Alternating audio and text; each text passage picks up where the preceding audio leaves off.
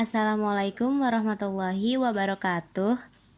Saya Regita Ayu Dwi Tama dari kelas PAI 4D ingin menjelaskan tentang meyakini hari akhir atau hari kiamat mengakhiri kebiasaan buruk.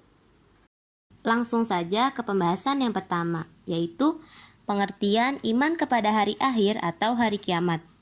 Beriman kepada hari akhir atau hari kiamat merupakan rukun iman yang kelima. Beriman kepada hari akhir adalah meyakini bahwa hari kiamat atau hari akhir pasti akan terjadi. Seluruh alam semesta akan mengalami kehancuran dan manusia akan dibangkitkan dari kuburnya untuk mempertanggungjawabkan setiap amalnya selama hidup di dunia. Hari akhir atau akhirat merupakan masa yang akan dihadapi seseorang setelah berakhirnya kehidupan di dunia. Berbeda dengan kehidupan di dunia yang berakhir dengan kematian, kehidupan di akhirat tidak akan berakhir. Dengan kata lain, kehidupan di dunia bersifat sementara, sedangkan kehidupan di akhirat bersifat abadi.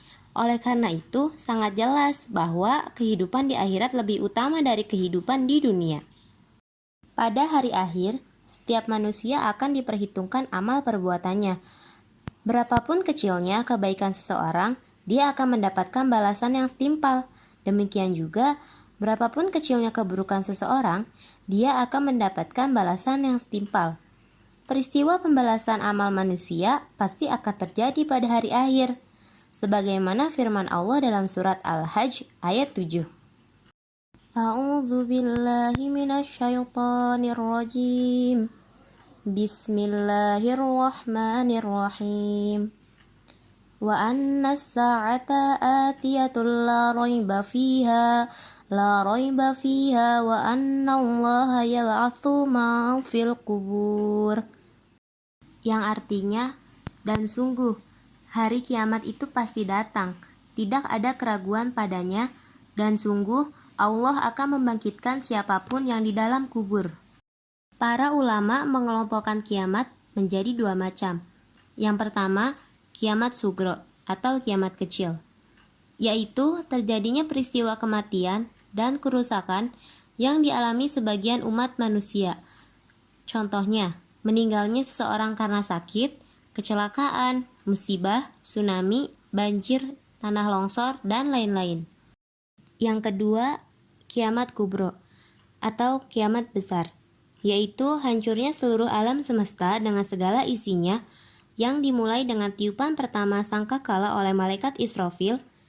Bumi berguncang dengan guncangan yang dahsyat dan diikuti dengan peristiwa kehancuran seluruh alam. Selanjutnya ada tanda-tanda kiamat sugro dan kiamat kubro.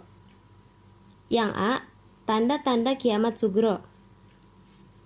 1. Hamba sahaya wanita melahirkan tuannya. 2. Penggembala kambing hidupnya mewah di gedung yang megah. 3. Lenyapnya ilmu pengetahuan dan meluasnya kebodohan. 4. Banyaknya perjudian, minuman keras, dan perzinahan. 5. Sulit mendapatkan orang yang menerima sedekah. 6. Waktu berjalan amat pendek. Yang B, tanda-tanda kiamat kubro. 1. Matahari terbit dari barat. Munculnya Da'abah atau binatang raksasa. Yang ketiga, munculnya Dajjal. Yang keempat, munculnya Yajud dan Majud atau kaum yang suka membuat kerusakan di muka bumi ini.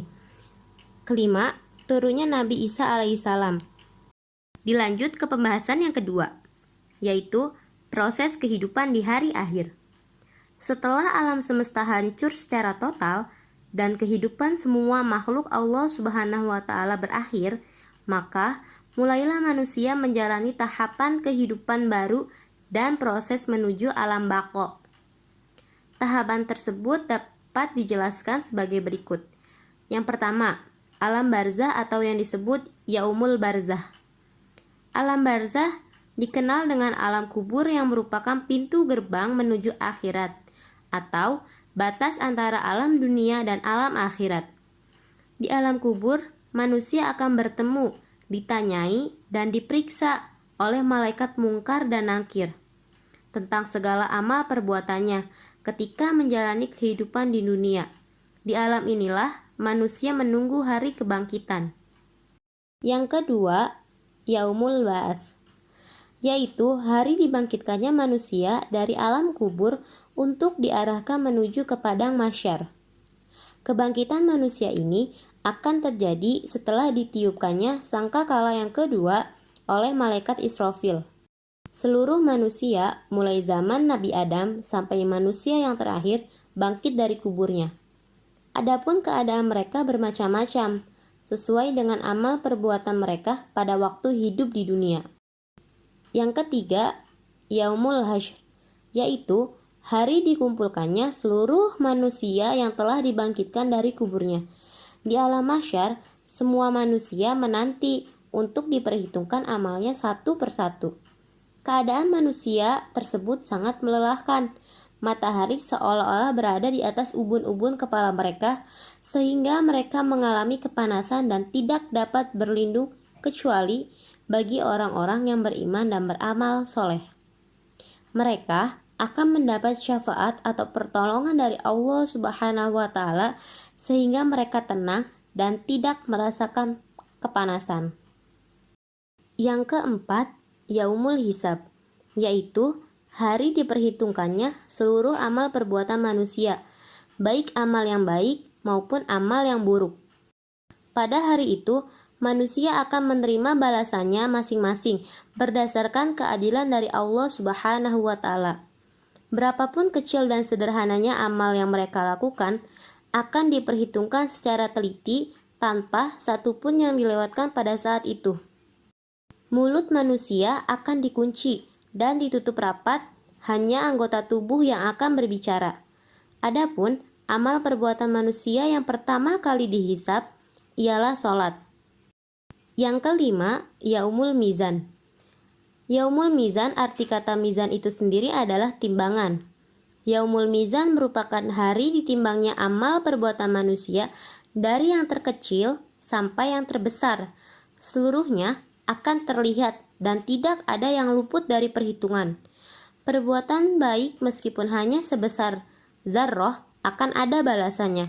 Begitu pula perbuatan jahat walau seberat zarrah juga akan ada balasannya. Yang terakhir atau yang keenam yaitu Yaumul Jaza atau hari pembalasan. Setelah ditimbang amal perbuatannya, manusia diberi balasan yang setimpal sesuai dengan amal perbuatannya. Kemudian mereka meniti jembatan atau sirot yang merupakan jembatan menuju surga yang terbentang di atas neraka jahanam. Bagi orang-orang yang beriman dan banyak beramal soleh, ia akan mudah melewatinya untuk menuju surga. Adapun bagi orang yang kafir dan melakukan kesalahan, ia akan terpleset dan jatuh ke dalamnya. Pada hari pembalasan nanti, orang akan dikelompokkan menjadi 3, yaitu yang pertama, orang yang masuk neraka selama-lamanya. Yang kedua, orang yang masuk surga selama-lamanya. Yang ketiga, orang yang masuk neraka kemudian masuk surga. Lanjut ke pembahasan yang ketiga, yaitu fungsi beriman kepada hari akhir. Fungsi beriman kepada hari akhir adalah sebagai berikut.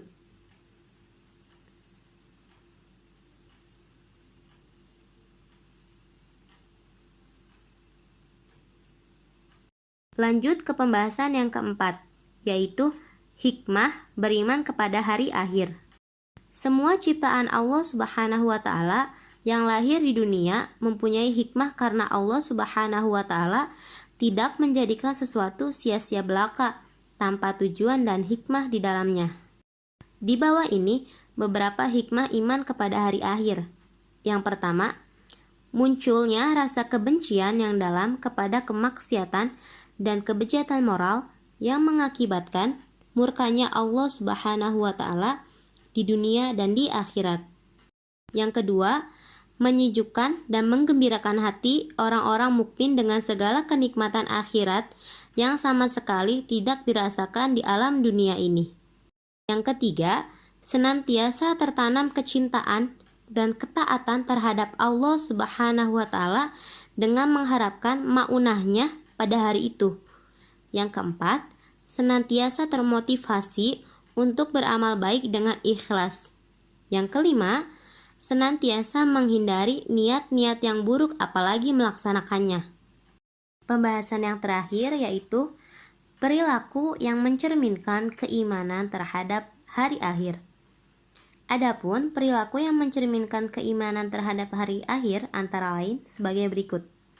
Yang pertama, bersikap hati-hati dalam berusaha untuk mencukupi kebutuhan hidup. Jangan sampai melanggar hukum-hukum agama. Yang kedua, berusaha agar makanan dan minuman yang dikonsumsi diri dan keluarganya adalah makanan dan minuman yang halal. Yang ketiga, berusaha agar tidak merugikan pihak lain, baik yang bersangkutan, tahu maupun tidak. Memperbanyak amalan baik dalam rangka mencari ridho Allah Subhanahu wa Ta'ala. Kelima, menjauhkan diri dari segala perbuatan dosa karena kelak di hari akhir akan dimintai pertanggungjawabannya. Yang keenam, rajin mempelajari agama dapat memahami tata cara penerapannya dalam hidup sehari-hari. Dan yang ketujuh, rajin beribadah. Demikian materi yang dapat saya sampaikan, kurang lebihnya saya mohon maaf. Wabillahi taufik wal hidayah, waridho wal inayah. Wassalamualaikum warahmatullahi wabarakatuh.